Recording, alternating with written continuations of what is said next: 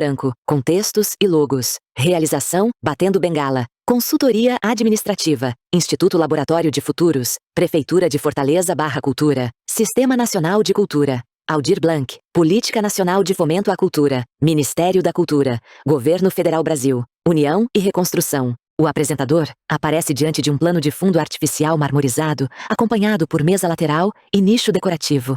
E aí, pessoal, tudo bem com vocês? Tô aqui sozinho, sem o Alan, gravando aqui do meu estúdio, só para trazer para vocês esse conteúdo extra, porque aqui a gente é assim, a gente cria uma meta e entrega mais do que o prometido. Mas claro, antes de irmos pro vídeo, aquela autodescrição que aqui no Batendo Bengala é mais do que necessária. Afinal de contas, vai que você tá perdido aí pelo escuro e ainda não conhece o canal Batendo Bengala, consequentemente não conhece a mim, Tony Rodrigues. Eu sou um homem de 1,66 m, pardo, aproximadamente 83 quilos. Eu tenho cabelos pretos, curtinhos, não uso barba. Estou no momento com óculos Ray-Ban de armação dourada e lentes escuras. Uso na minha orelha esquerda uma argola de prata. Estou com uma camisa branca e nela tem uma estampa de uma caveira com uma bandanazinha vermelha, porque sim, eu sou do rock. E galera, estou trazendo esse vídeo extra para vocês, que é o quê? Nada mais, nada menos do que uma entrevista com Silas de Paula. Na ocasião, estava diretor do Museu da Imagem e do Som. A gente teve um papo maravilhoso, abordamos vários temas. Cara, foi literalmente uma viagem no tempo. Aprendi muito sobre o MIS, sobre a construção do MIS, como ele surgiu, enfim, muita coisa mesmo, que agora você vai poder acompanhar na íntegra. Então vamos deixar de conversa e vamos pro vídeo. Fundo azul, um círculo laranja surge e se expande em toda a tela. Um boneco de cor branca de óculos escuros caminha da esquerda para a direita, batendo a bengala, e letras surgem formando o nome do canal. Estou aqui com Silas de Paula, diretor do MIS Ceará. Tony está usando uma camisa preta, calça bege e tênis preto. Tá? E ele vai falar um pouquinho pra gente sobre esse importante equipamento e mais algumas coisinhas. Mas antes, Silas, por favor, se apresenta pro nosso pessoal. Tony e Silas estão sentados em um sofá bege. Ao fundo, um armário de madeira com vasos e esculturas decorativas e uma parede com uma fotografia. Eu sou Silas de Paula, diretor do MIS. Eu sou uma pessoa idosa, eu tenho 75 anos. Meus cabelos de cima da cabeça já caíram. Tenho o resto de cabelo e barba branca. Sou uma pessoa branca, bem branca, quase cor-de-rosa. Estou vestindo uma camisa azul, uma calça jeans cinza, um sapato preto. E tenho, ou tinha, 1,75 m. Com a idade, acho que eu estou com 1,73 m agora, me curvando ao peso que a idade traz. Que é isso. Ó, te dizer, não diga que você é idoso, diga que você é jovem há mais tempo, Silas. E Silas, deixa eu te perguntar. Eu queria te fazer aqui uma sequência de perguntas, mas você responde à vontade, tá? Queria que tu falasse um pouco pra gente, Silas, sobre a história do MIS Ceará. Tu me dissesse um pouco de como é que foi a tua jornada dentro desse equipamento tão importante e as dificuldades e conquistas que você teve enquanto acessibilidade dentro do MIS, que, como eu disse, é algo tão gigante, tão grande, e que quando a gente pensa no Museu da Imagem e do Som, é imagem. Então, o deficiente visual, ele quase sempre automaticamente acredita que não dá para ir, que não dá para visitar, e a gente já mostrou para a galera aqui que há sim um pouco de acessibilidade dentro do MIS, mas que ainda tem algumas coisas para serem conquistadas. Eu queria que tu falasse um pouco da tua participação em tudo isso. Então, fica à vontade, a voz é sua, eu estou aqui só para ouvir e aprender. Obrigado.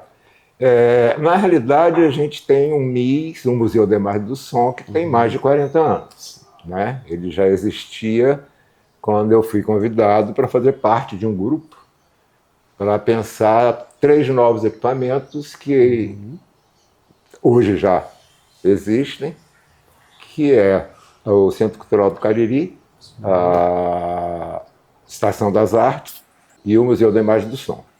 No processo, como era mais a minha área, eu fiquei responsável pelo museu. Sim. E escrevi um projeto para a Secretaria de Cultura, pensando num museu mais tecnológico. Na realidade, quando eu digo essa coisa da imagem e som, o que está acontecendo no mundo hoje, eu penso isso num letramento de como pensar imagem e som hoje no mundo, com toda a tecnologia que existe, pensar em arte e tecnologia.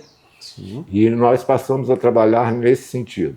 Então a gente tem hoje um laboratório que é o melhor da América Latina para digitalização, toda essa parte, e uma sala imersiva que é uma das primeiras do Brasil, que hoje está mais comum, mas a gente é pioneiro nessa área. Sim.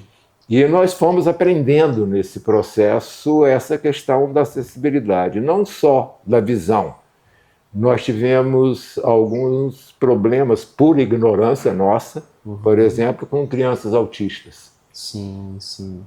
Porque a ignorância dos equipamentos, a nossa inclusive, eu vou falar só do MIS, não conseguia entender que som, com determinadas posturas, com alguma coisa, afetava muito essas crianças. Sim. E a gente teve um problema mais ou menos sério, e nós procuramos uma associação para nos dar um curso, para tentar minimizar os equívocos que poderiam acontecer com essas crianças. Sim. E, além disso, fizemos uma programação que tem um dia da semana só para criança autista. Os pais levam a criança e aí tem aquele fone para suprimir som para algumas. Sim, há um certo cuidado de nos relacionarmos com essas crianças. É lógico, a síndrome ela tem um espectro muito amplo, não é muito fácil de trabalhar com isso. Sim. Mas a gente tem tentado minimizar esse processo. Ao mesmo tempo, como é imagem e som no MIS, a questão da surdez ou da deficiência visual, nós começamos a treinar melhor em todas as posições, não só na sala imersiva, mas uma audiodescrição para quem não enxerga, e nas posições físicas, algumas imagens táteis. Sim. Que você consegue perceber melhor a imagem que está sendo exposta. Sim. Na realidade, a gente ainda não atingiu uma qualidade suficiente, porque quem faz isso somos nós. E nós não temos a capacidade. Eu passar a mão em cima de uma imagem tátil, eu não tenho nem a capacidade, nem a percepção de alguém que tem problema de visão. Sim. Então nós começamos a trabalhar esse processo com algumas pessoas que têm problema de visão para nos dizer qual a sensação que essas pessoas têm com relação à imagem. Quer dizer, aprender com eles, não a gente tentar resolver os problemas. Não chegamos lá ainda não. É um processo. Com certeza. A mesma coisa na sala imersiva, que trabalhar o som para quem não enxerga e, ao mesmo tempo, ter uma audiodescrição, o que também não é uma coisa simples que a gente percebeu. A audiodescrição é algo muito complexo. Demais. Né? Demais. Temos que aprender muito, e isso só é resolvido numa relação entre as pessoas que têm as deficiências e alguém que é capaz de implementá-las de uma forma adequada, porque eu posso fazer uma audiodescrição, eu sempre fico muito preocupado com isso, porque o que é que eu estou dizendo?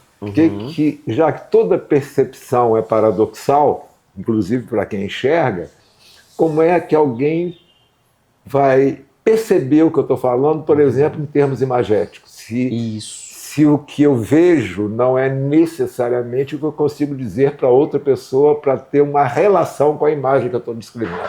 Exato. Então, isso é uma preocupação muito grande que deveria ser mais aprofundada. Eu acho que o MIS tem uma equipe boa do educativo que tem trabalhado muito com isso. Eu tenho um amigo em São Paulo que dá cursos de fotografia para cegos e a gente tenta aprender também muito com ele. Né? Tem como é que alguém que é cego pode fotografar? Pois é.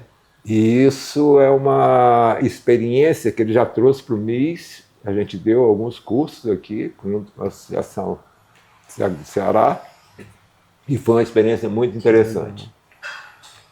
Ainda falta muita coisa, porque tem muito pouco tempo que a gente vem trabalhando essas políticas afirmativas, não só com essa questão, no Ceará. Eu acho que é uma tentativa dessa política pública hoje de se aprofundar cada vez mais nesse processo.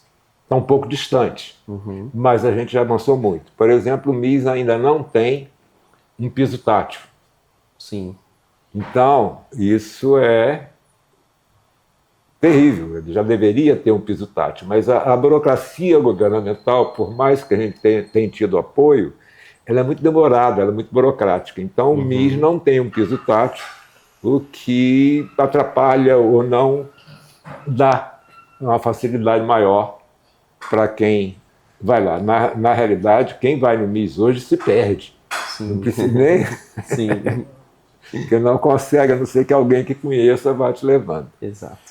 Eu acho que esse é um aprendizado. A gente tem pouco tempo de um museu que está pensando no Museu do Futuro, e você não pode pensar um Museu do Futuro sem resolver essas questões.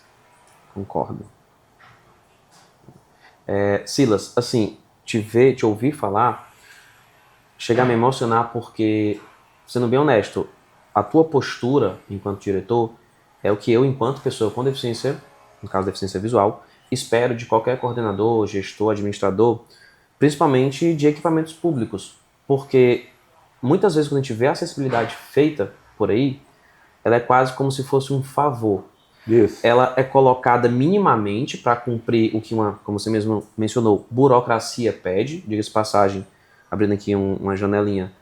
Esse é o principal problema que muitas pessoas com quem eu converso relata, a parte burocrática para trazer acessibilidade, mas enfim, essa pequena acessibilidade ela é colocada para cumprir essa exigência burocrática e é como se já tivesse feito, foi entregue, tá aí, fizemos nosso papel. E muitas vezes esse mínimo que é realizado ainda é feito por pessoas não DEF. E é uma coisa que aprendi no Centro Cultural do Bom Jardim, né? Aquele velho lema do nada sobre nós sem nós. Não existem pessoas melhores para guiar o caminho correto da acessibilidade do que as pessoas que usam ela, ou seja, pessoas com deficiência em geral. Então, todos esses processos que você mencionou para mim, como por exemplo em relação às crianças com TEA, vocês entenderem essas limitações durante essas vivências, né? Porque foi assim que eu percebi, vocês, à medida que as crianças com TEA, as pessoas com TEA estavam ali no MIS, vocês estão percebendo essa necessidade e buscaram a correção na medida do possível. Como você mesmo mencionou, a questão das ferramentas em alto relevo, as ferramentas em Braille ou em 3D que seja, entender como é que isso vai levar a mensagem para a pessoa com deficiência. E ninguém vai explicar isso melhor do que o deficiente visual, até mesmo a AD que você mencionou, que para mim ela justamente funciona em 3 camadas. O artista, que tem a sua obra e que quer passar uma determinada emoção, sentimento ou mensagem para aquela obra. Isso tem que ser passado para quem vai fazer a AD, e essa AD tem que ser feita pensada naquela obra. A mesma estratégia de AD que eu vou usar de audiodescrição, no caso, para a obra A, não é a que eu vou usar para a obra B. Porque assim como as obras, cada uma tem uma mensagem diferente, as pessoas também são diferentes. Como você mesmo disse, são muitas camadas, são muitas nuances, mas a acessibilidade ela tem que ser buscada no máximo do que a gente pode ter no momento. E entender as falhas, entender o que ainda não é disponível naquele momento, é, para mim, a coisa mais importante para chegar nesse futuro que você mencionou. Então, você tem mais alguma coisa a complementar? Tenho, porque na realidade eu comecei a aprender isso por causa do meu filho. Sim. Comecei a perceber, meu filho é hemiplégico, quer dizer, ele consegue andar com uma órtese, com muita dificuldade, mas quando ele ia para a universidade, você tem a seguinte questão: as rampas que constroem para cumprir a burocracia tem um ângulo muito inclinado que nenhuma pessoa sem deficiência consegue subir direito. Sim. Imagina alguém com deficiência. Ele só tem um braço e uma perna que funcionam direito. Quando você vai numa escada que ele pode com dificuldade descer, só tem corrimão de um lado. Sim. Então ele pode descer, mas não pode subir. Você tem uma série de coisas que eu fui aprendendo, vivenciando algo próximo a mim, que me dá uma facilidade maior, ou pelo menos uma empatia maior. Isso. De pensar, porque isso está me atingindo. Como transformar isso, fazer com que as pessoas tenham uma empatia maior, mesmo que não estejam vivenciando em família esse problema. Uma empatia como ser humano. Sim. Eu acho que isso passa por um processo de comunicação mais eficiente. Eu sou da área de comunicação, sou um pesquisador, e acho que esse processo tem que ser melhor comunicado, melhor trabalhado, para que as pessoas consigam compreender como é difícil. Que cada vez mais a gente está aprendendo. É lógico que as novas tecnologias, de alguma forma, vão facilitar esse processo. Então, pensar esse futuro, não só para um museu, mas para o cotidiano de todo mundo, é uma coisa incrível. Eu já viajei bastante pelo mundo e você chega em cidades que o ônibus para e ele abaixa para as pessoas entrarem. Sim, Todos os ônibus são assim. Você não tem que ter dificuldade para subir. Ou tem um dispositivo que pega a cadeira de roda de alguém que está em cadeira de roda e coloca dentro do ônibus. Nós não temos nada disso no Brasil. Exato. Quer dizer, a gente está tão distante, isso não é importante para a maioria das pessoas. Corretíssimo. E eu acho que o caminho também, para além da comunicação, é a vivência. Eu sempre indico para as pessoas, se você tem um amigo, se você tem um colega, uma pessoa que tem alguma limitação, conviva com essa pessoa. É por isso, Silas, que eu gosto tanto da arte. Fazendo aqui um parênteses, eu acho que o esporte, quando se fala de esporte para PCDs, ele é um pouco segregativo. Porque, por exemplo, você, né, no caso você que não tem nenhum tipo de deficiência, você não poderia jogar, por exemplo, num time de basquete de pessoas cadeirantes. Isso. Você não pode jogar num time de pessoas com deficiências visuais, né, um futebol para cegos, por exemplo.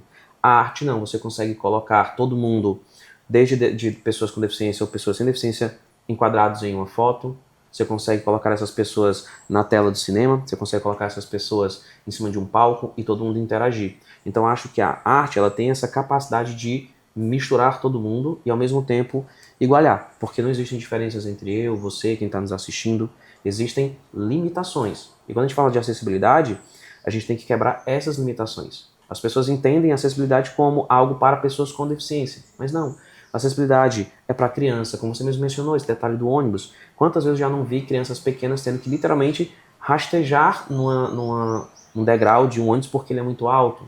Pessoas mais idosas, mulheres grávidas, uma rampa, como você mencionou, muito inclinada, ela pode ser um problema para uma pessoa que esteja grávida. A falta de um corrimão, enfim. Essas variações que a gente entende que são necessárias de serem cumpridas, né, e complementadas para uma sociedade como um todo, entendendo que cada pessoa é uma pessoa, cada pessoa tem a sua limitação ou o seu pós, digamos assim, né? Eu acho que sim, eu concordo contigo que essa empatia não é só a comunicação, eu concordo plenamente contigo que é a vivência, por isso que o MIS está mudando. Sim. A própria equipe do MIS começou a perceber no cotidiano do trabalho e tentar melhorar esse processo, que é algo que tem que ser sempre. Então a gente tem uma equipe hoje muito mais preocupada com essas questões por vivenciar no dia a dia e tentar transformar ou melhorar cada vez mais esse processo. Porque mesmo quando você tem o braille, tem um texto escrito. Mas o que está escrito nesse texto? Exato. Como é que você descreve algo que você não consegue imaginar? Alguém que não vê, imaginar algo. Como é que se imagina uma cor, uma forma, uma coisa que alguém nunca viu? Como é que você pode... Quer dizer, é muito difícil imaginar esse processo. Então, como professor, eu sempre falei em multitrans, interdisciplinaridade. Então, ninguém trabalha só. Ninguém é capaz de fazer algo sozinho. Isso parte de vários pensamentos, de vários caminhos, onde se integra procurando um objetivo comum. E isso não dá para pensar sem conhecer, sem discutir as pessoas que estão vivenciando isso no dia a dia. E suas variedades. E suas variedades, todas as variedades. Exato, porque não existe uma fórmula correta, gente, para acessibilidade. Volto a dizer, cada pessoa é uma pessoa, né? O Silas mencionou o filho dele, que tem 3 deficiências, ele não chegou a mencionar a deficiência visual, mas ele já falou um pouco sobre o filho dele aqui em off. São 3 deficiências, né, de certa forma, Eu conheço uma pessoa, Silas, que ela é cega total e tem o quadro que a gente chama de afantasia, que são as pessoas que têm dificuldade de imaginar coisas apenas ouvindo. Então imagina uma pessoa dessa depender apenas de uma audiodescrição que muitas vezes não é tão completa, ou ela é muito seca, vamos dizer assim. Uma pessoa como essa, uma ferramenta tátil é fundamental para entender as formas e etc, etc, etc. Então esse papo mostra pra gente que eu acho que o caminho é esse.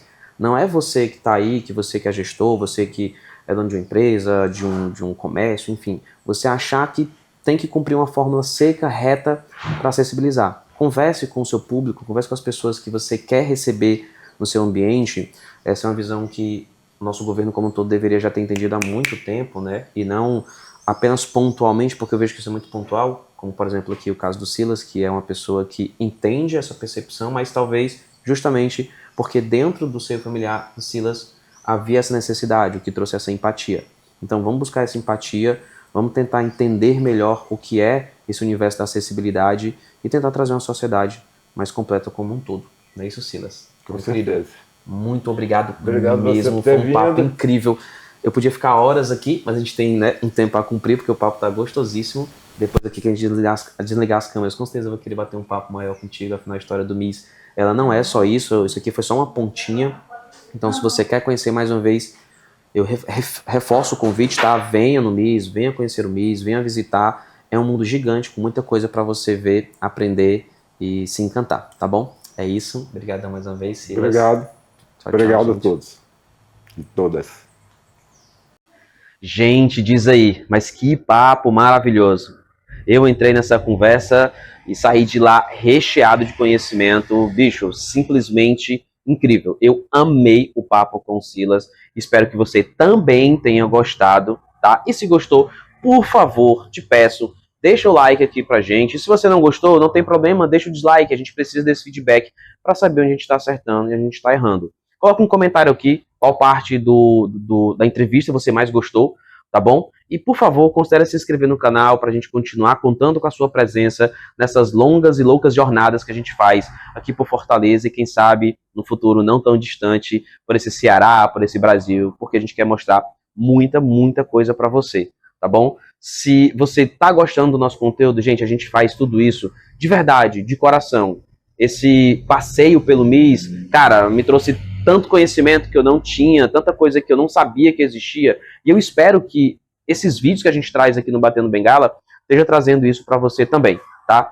Como eu disse, a gente faz de verdade mesmo, com muito amor, pensadinho para você, pessoa com deficiência, pensadinho para você, pessoa não def, pensadinho para você que quer conhecimento, que quer turismo, enfim, a gente tenta trazer um conteúdo que abrace e contemple a todos. Agora sim, eu me despeço de vocês dessa temporada, tá? Como eu disse, esse é um vídeo extra, a gente já fez uma despedida no vídeo anterior, mas a gente decidiu trazer esse conteúdo extra para vocês. O Batendo Bengala vai trazer coisas novas, a gente vai trazer outros vídeos, então peço que você continue aqui com a gente. E, por favor, o retorno que a gente pede de vocês é isso, é um like, é um comentário, e se possível, por que não, você compartilhar para que essa família gigantesca do Batendo Bengala continue crescendo cada vez mais, tá bom? Um beijão no coração de todos vocês e até o próximo vídeo. Créditos. Direção-geral, Ana Oliveira. Produção, Tony Rodrigues. Roteiro, Marcela Elias. Apresentação, Tony Rodrigues, Alan George. Direção de fotografia e som, Marcela Elias. Fotografia, Still, Flávia Almeida. Edição de vídeo e som, Matheus Gonçalves, Richard Santos. Legendagem e audiodescrição, Ana Oliveira, Tony Rodrigues, Rick Andrade. Libras, Jorge Viana. Design e social media, Ana Oliveira, Rick Andrade. Suporte/apoio, Walisson Silva, Jefferson Santos. Instituto Laboratório de Futuros. Agradecimentos, Aline Albuquerque, Daina Leighton, Marina Holanda, Lucas Menezes, Iana Soares, Silas de Paula. Agradecimentos especiais ao MIS, Museu da Imagem e do Som, pela parceria e apoio, aos convidados que enriqueceram este projeto com suas ideias e presença, e à nossa equipe dedicada, que trabalhou com paixão e criatividade para tornar este vídeo possível.